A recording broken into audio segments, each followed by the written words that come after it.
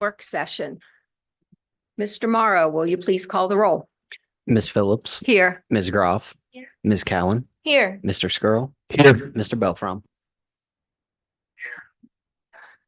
Please rise and join me in the Pledge of Allegiance.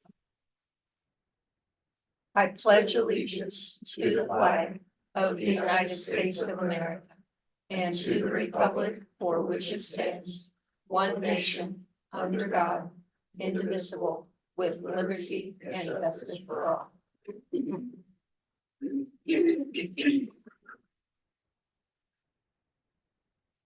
May I have a motion to approve the work session agenda? I will make that motion. I'll second the motion. Motion made by Deb Cowan, seconded by Janelle Groff. Mr. Morrow, please call the roll. Ms. Cowan, Yes. Ms. Groff, Yes. Mr. Skrull, Yes. Ms. Phillips. Yes. Reports and presentations. I'll turn it over to Mr. Sears. Yeah. Thank you, Mrs. Phillips. Board of Education, we're excited this evening to begin a series of master facility planning updates as probably taking a little different approach than what we've been doing over the last 6 months or so. Actually, probably close to a year that we've been providing updates on different aspects of our master facility plan. But since the outcome of the March 19th was successful in this manner, our master facility planning updates are met with a high level of enthusiasm, some great excitement, and really some future focus, future planning that we're going to have in our district. So we're fortunate to be in this position to be able to provide the community and the board continued updates on the progress towards the construction of a new high school, addition at Columbia, and other district-wide improvements. So we're really excited to start this process to update and provide our students with facilities that are going to propel them into the 21st century. So with that, as we start today, our first one is I just want to give an outline just so the board and the community, and we'll start to have this discussion as well with our staff and our community, just to give an outline of what to expect over the next few years. We get a lot of questions right away is when are we doing this? And let's go, there's a high level of enthusiasm to begin the process, but we kind of want to outline what this looks like. Obviously, this is a tentative transition timeline. There's nothing in this that is written in stone, and nothing, and I would expect all of it to change at some point. But here we are, a few weeks removed from the vote to begin the process. So I'm going to outline a few of the timeline, just so generally we know what to expect. But the dates that we have included there, 24, 25, those are school years. These are not calendar, these are school years. So expecting in the 24, 25 school year, starting now through the conclusion of next year, we would expect this phase to be the architectural design and comprehensive development of the master plan. So over the course of the next year, we will do significant design for Kings High School, the design for Columbia, and determining other district-wide improvements that are going to be necessary to conclude the master plan. When we say design, we're also talking about infrastructure improvements. We're talking about site improvements. We're talking about permitting, document creation, blueprint creation. So over the course of the next year, we would expect this is going to be our primary focus. And so that's going to take us working with SHP and our construction firm. Once we finalize those pieces, and OFCC, we will spend a significant amount of time designing and determining what that looks like. Moving on to the 25-26 school year, we expect to have broken ground for the new high school as well as Columbia. And then we want to begin the building transition discussion. So what are the philosophies with grade level reconfigurations, with 6th grade transitioning to our junior high, with 4th and 5th grade coming together, moving to K-3 buildings? We would expect to begin organizing our philosophy of future programming as far as academic offerings, specials offerings, and shared staffing considerations. We share staff throughout many of our buildings. we'd want to begin to talk about what are those discussions? What do these things look like? So we want to spend the 25-26 year doing that while construction is hot and heavy, and not only both in the high school, but in the Columbia location as well. 26-27, we would begin the transition preparation, starting to analyze the building culture and establishing building cultures with, I'll use the example of 6th, 7th, and 8th grade coming together. That's going to create a building and a associated culture. So starting to organize our staff and putting them in positions to build some commonality.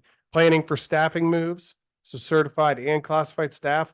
What does this mean? What moves do staff need to move between building? Analyzing transportation efficiencies that we would have in that year. And then possibly, we put this with a question mark with an asterisk next to it, there's a possibility of opening the Columbia edition during the 26-27 school year. So even before we would move the grade levels, move 4th grade to the Columbia site, if we have available space, I know they can use it and we'll need it at that time. So we would open that as soon as possible. The 27-28 is we would prepare for district-wide movement and hopefully move into the new high school. This also has an asterisk next to it because we will be able to firm that timeline up over the next year or so once we have that design and ready to move into. And then the 28-29 school year, we would finalize the district master plan, considering all the grade level movements, grade configurations, building upgrades, facility upgrades, et cetera. So just wanted to take a little bit of time to outline kind of the process so people know what to expect. Our priority from now for the next year is to make sure that we have done our due diligence to design, develop, and prepare for a robust high school with that's designed around futuristic learning and what our kids need to be successful in the future, and as well as the addition at Columbia and other district improvements. We'll finalize those. So I would say for our updates that we will continually have, this will be the focus, where we are in that design process, where we are in the construction process, where we are in the document creation process, and kind of how comprehensively we're going to be able to do some of those things. So I'll stop and take any questions from the board before I move on to the next piece. I have a couple questions, but I'll just wait till you finish and then see if it's Sure. gonna get covered later on. No problem. So the next phase is what's going to happen in the next 60 days. So what can we expect right now? So the first one is site testing. As you know, we have a oncoming decision right now on determining the exact location of the high school. As we've communicated for a few months now, we will spend the first 60 days doing site testing, which includes soil borings, ecological testing, surveying, traffic studies. And you can see the picture included there was from today, Mr. Lucky. Do you want to just share a little bit about what we see in that picture? Sure.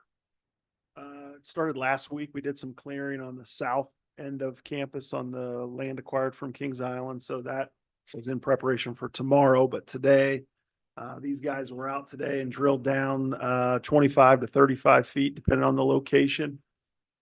This is one that's out in the practice fields area. You can kind of see the high school in the background.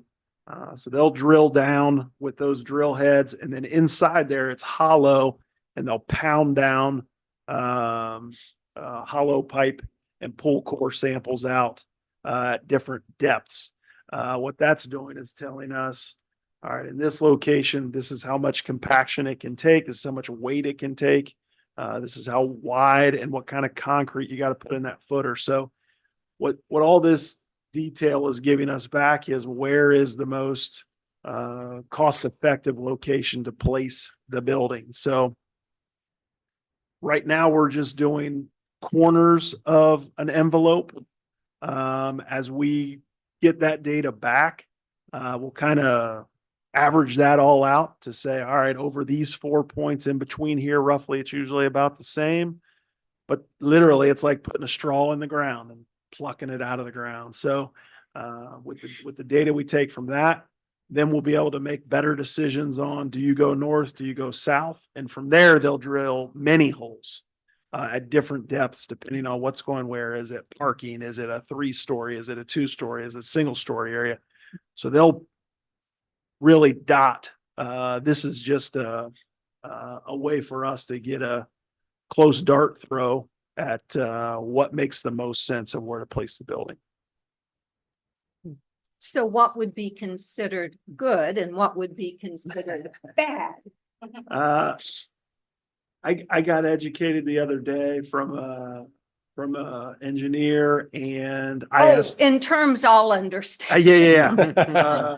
I'll give you the lucky version of what, and really, we talked about engineering in general and the difference between engineering of steel beams, that's a manufactured product, and then what you get when you get in the ground and the variation of the different soils. So as they're pulling stuff out today, I said, all right, what's that? That's a sandy gravel mix, or it's whatever, or we got to limestone, or we hit water at 18 feet and then kept going and we finally hit rock. So lots of layers in the soil, especially as you don't think that you're in the river valley here, but we really are on that river bank where we're at. So you can see in the picture what looks like mush coming out of there. Well, that's at a certain depth. So they're going to come back with data to say, all right, if you set this size building on this is roughly how much dirt you'd have to haul out based on how the building will set. This is how much load that it'll take. This is how wide you got to pour your footer to carry the weight of all that. So lots of great data going to come back from that in this 60-day period. Tomorrow, we're just hoping the machine gets into that cleared area. Hopefully it doesn't rain tonight to get in there to take those 4 samples. Then we'll come back, kind of see the cost of each end on what we're looking at, and then be able to make better choices. It's really nice to be able to have an option right now. A lot of times you can get in where we're at and your building's going right here. You're paying what you're paying for where it's going. So some days it doesn't feel like it's wonderful, but it really is to have an option on what you want to invest in where you're at. A lot of times you've got this postage stamp, you're dealing with the 4 corners. Good luck. And you just get a bill for concrete to get yourself to good ground. So really, we're in a good position. Thank you. I understand it. It's much better. That was way long-winded. I apologize. Yeah, all good. And then traffic studies, when is that? I mean, it says 60 days, but like, We'll get that process going. is that hard to do right now with everything going on? Well, they just do it. They do it. They're basing it off accounts. So you'll see folks on lawn chairs sitting at traffic lights and tubes across. I don't know if they'll be putting tubes across the road right now, just because it's probably going to get I dug know. up. But they'll come out and they'll do clicker counts at certain time intervals now that the hospital's in play. And their traffic gets started to go, but they'll take all that into account. Now with the soil boring, will there also be testing for lead, knowing our history with the? So they'll do some sampling. We actually did some sampling before we purchased that property. Okay. And got results back. Obviously, we moved forward, so the results were good. But they'll always test for that. You'll see in that ecological testing. So they're testing for all migrating species, all kind of things that may live in the area with those soil conditions. Surveying will start in about a week. So Kleiningers will be out working at the building level. Don't need to get in the building, but they'll be taking points, just fine tuning what we do have, and then start to position that building based on the ground conditions.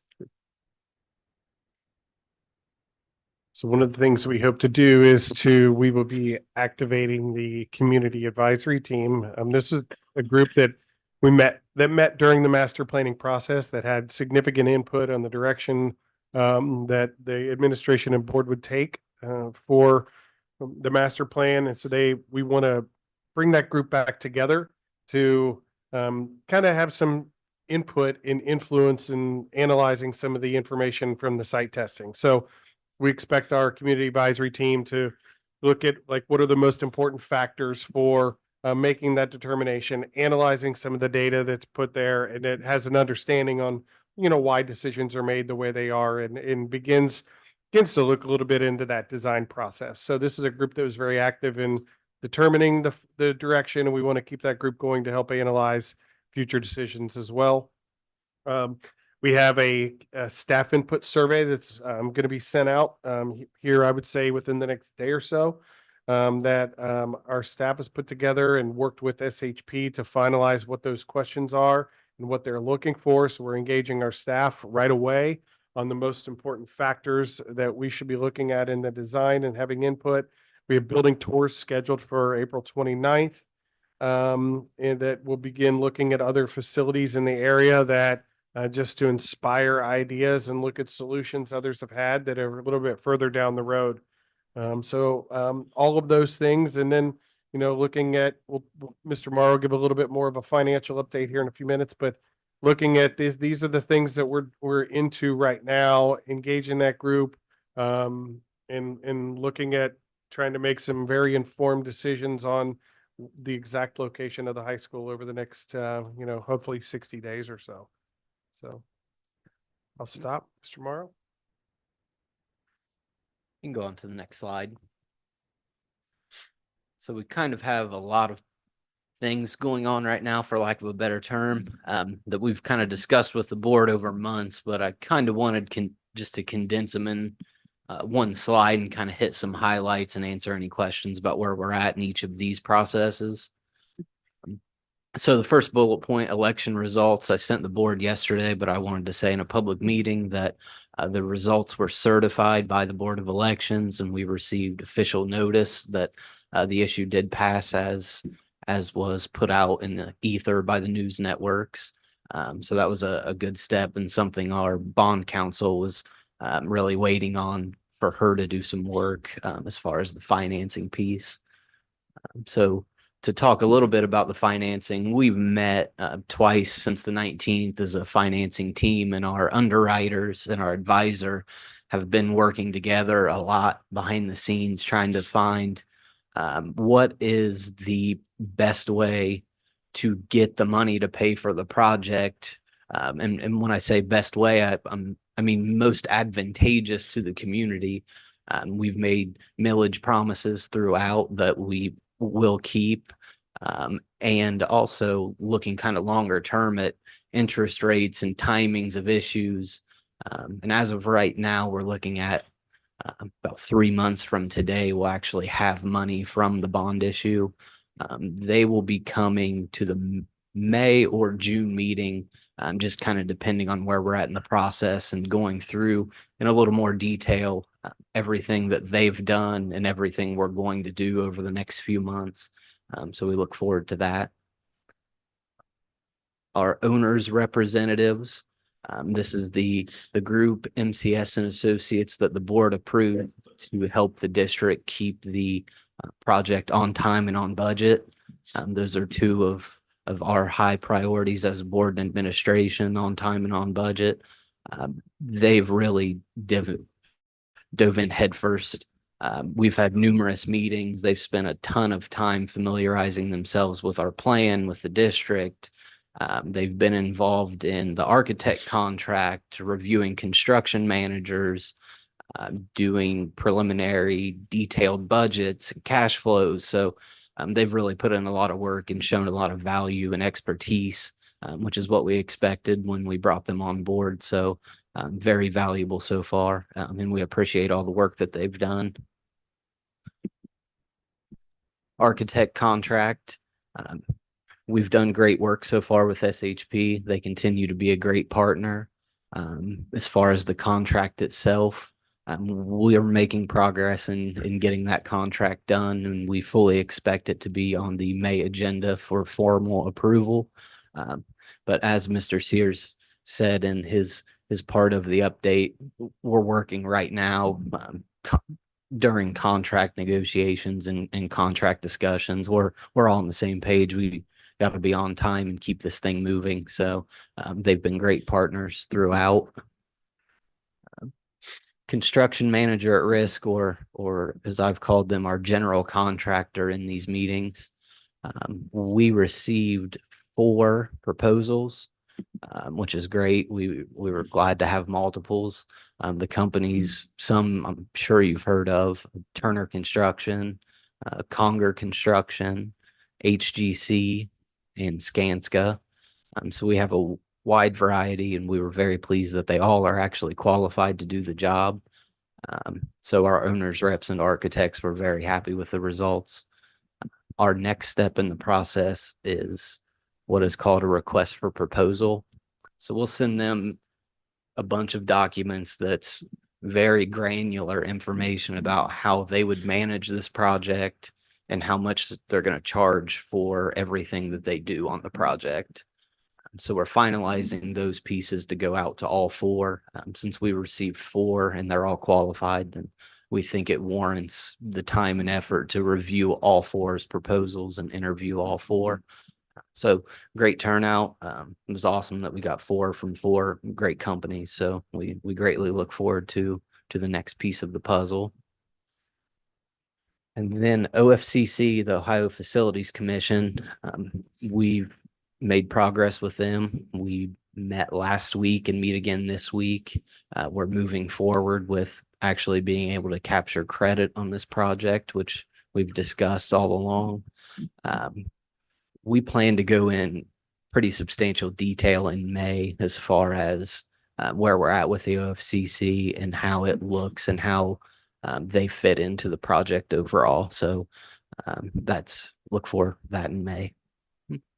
So when we look at the architecture contract and the construction manager at risk contract, if they propose something and then let's say it's less, or let's say it's more, is that when you have to come back to the board to ask for additional money?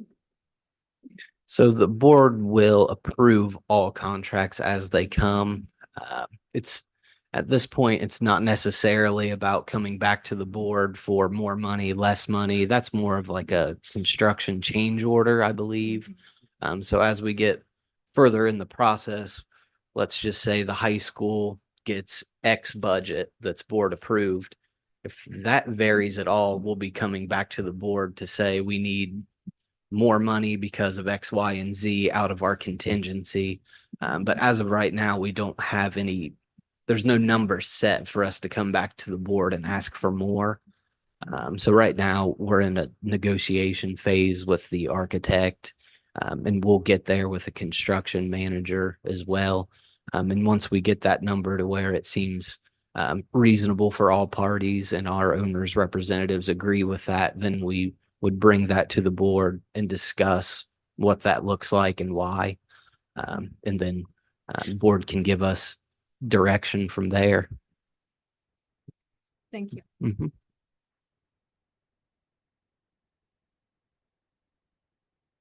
And what's the timeline for getting the RFQ sent out and making a decision on the general contractor? Great question. So we are about 2 weeks from getting that RFP sent out. We're working to solidify it now based on preliminary budgets and kind of reviewing and matching architects' preliminary budgets to owners' reps' preliminary budgets. So once we get that hammered out, we can hit the send button. And then from that point, it's roughly 6 weeks. They need ample time to put together proposals because it's such a big project and there's so many pieces. So we don't want to shortchange them. We want to make sure they have time to really put together strong, solid, complete proposals. And then there's also an interview phase, which we have to interview each. So we'll pick a day and that'll be on the RFP and we'll just interview them back to back. So we're 2 months out essentially. So on the building tours that you're doing, is Are those buildings by any of these builders? Architect for sure, and the builder, help me. I think so. Well, I would say yes, one of the buildings was built with one of the four With one of that the are in the four? mix. Okay. And we're lucky in that the four that submitted are all big players in Cincinnati. So we could call any number of schools around us who've worked with these companies recently, and they can give us tons of insight. So we've already talked to some of the districts around us who have had projects recently. So Sycamore, for example, they worked with HGC, which is one of the companies. Franklin, who just opened a high school, they just worked with Conger. So that's just a couple examples of districts that we know and we can get firsthand references of the work they've done. Okay. Mhm. That's the best thing about the four that we've got. Their resume is long and there's lots of people that we all know that can Mhm. reach out to and vet Okay. their experience. So it really is good. There's nobody out there that you have a question mark on what's their experience, or you got nobody you can call, phone a friend to say, hey, how'd it go? Give me the lowdown Right. on what went on.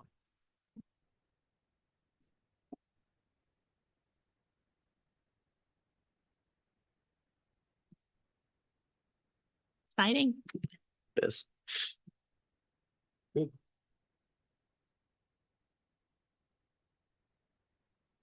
Did I cut you off before you answered everything or said everything you wanted to about OFCC?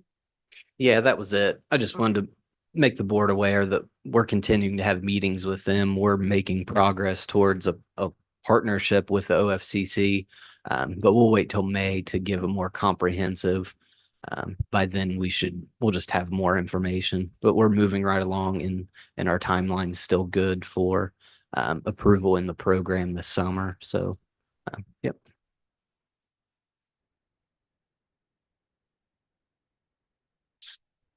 Whoops.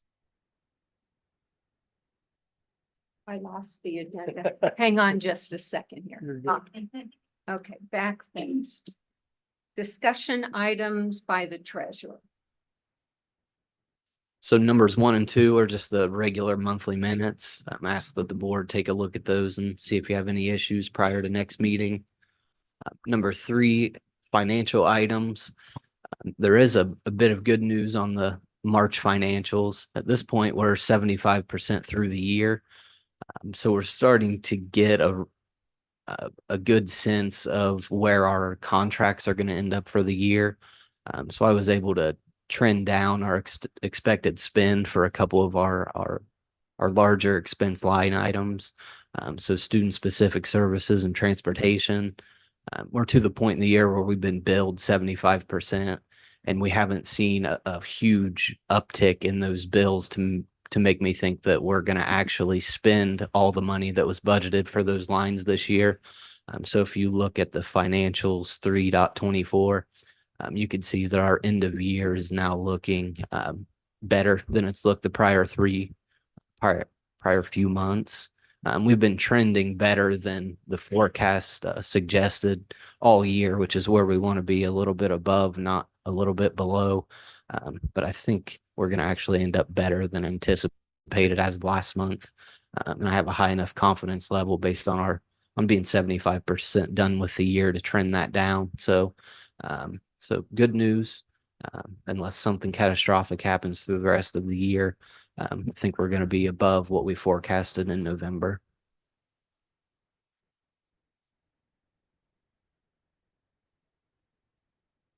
Any questions on the financials? Number 4, this is related to our workers' compensation partner. So every district has to partner with a company that administers workers' compensation. So there's kind of two sides of it. Somebody gets hurt at work. One side of the company works with that employee to help them get better and get back to work. Other side of the company works with us to try to reduce claims and vet claims to make sure we're not potentially getting one pulled over on us. So asking the board to approve our continued relationship with Sedgwick for a cost of $2,375. It's a very small amount for how much administration they do and how much they work with employees, and they're a great partner. And also, part of this agreement is entering into a program where we pay the full amount for workers' compensation up front. And then if our group runs well into the future, then we are eligible for rebates. It's essentially the second best program in the state. We don't have the experience to qualify for getting the discount up front, unfortunately. So we're relying on potentially receiving discounts in the future or rebates in the future. And then public records log, you can see we're caught up to date as of midday today. Last time I looked at any emails related to requests, so I think we're in pretty good shape. D, discussion items by the superintendent. I don't see any, Mr. Sears. Do not have any this evening. Thank you. Okay, E, discussion items, Assistant Superintendent, HR and Business, Mr. Spinner. Good evening, Vice President Phillips, Kings Board of Education. 3 items on our list this evening. The first 2 I'll discuss. The last one I'll leave for Mr. Lucky. First up, personnel items. Would like to point out, we do have a resignation due to retirement purposes. Miss Eva Garchar, who has spent 25 years serving our school district as a school nurse, most notably at the junior high and high school, and most recently at South Lebanon Elementary. So we congratulate Eva on her retirement and thank her for all of her years of service.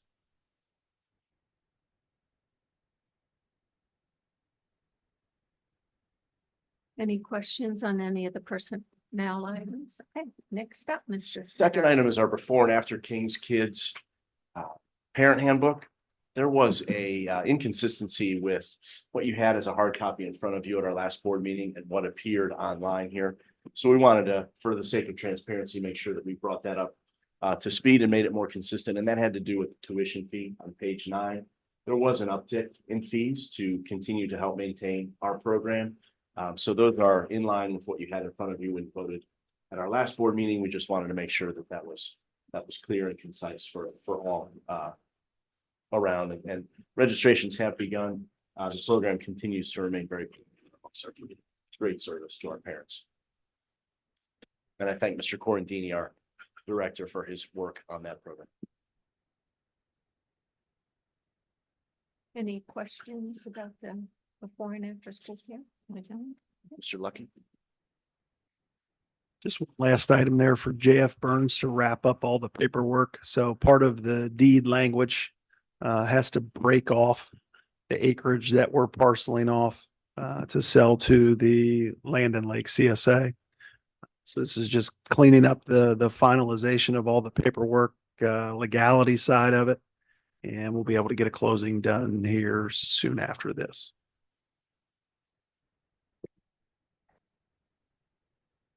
Any questions?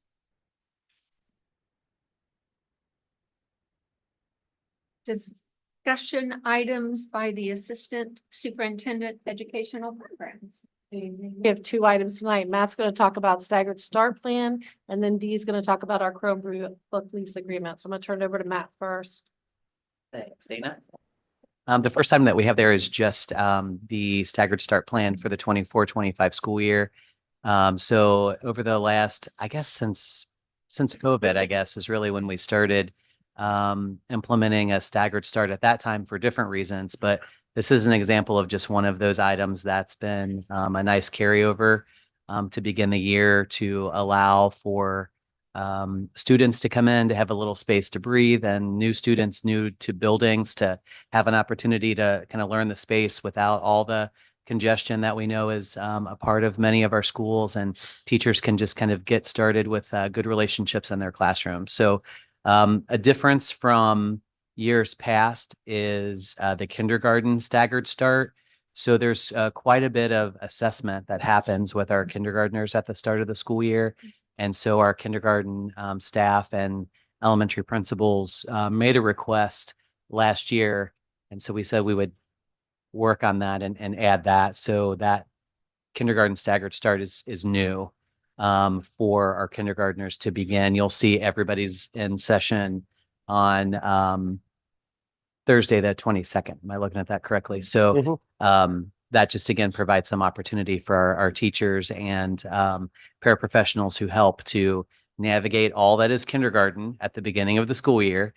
Peggy's shaking her head. She knows as a former building principal there, just an opportunity to work. So we'll ask you to approve that next week. Any questions? Happy to take those. I think it's wonderful to allow all of the students in the district to have a staggered start, so. And I also want to say for the record that we appreciate Mr. Lucky and the transportation department because there are many first days of school. There you go. Thank you, Mr. Lucky. That's a lot of roadside pictures. A lot of pictures, a lot of A pictures. lot of pictures. All right, Deanne, you want to talk about the Chromebook lease agreement?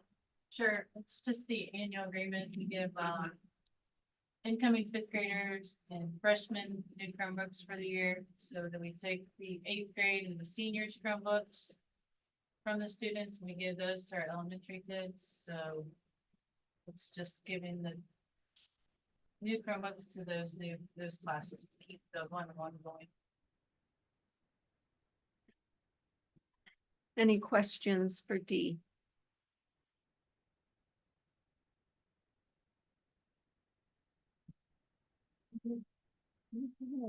Items presented by the board.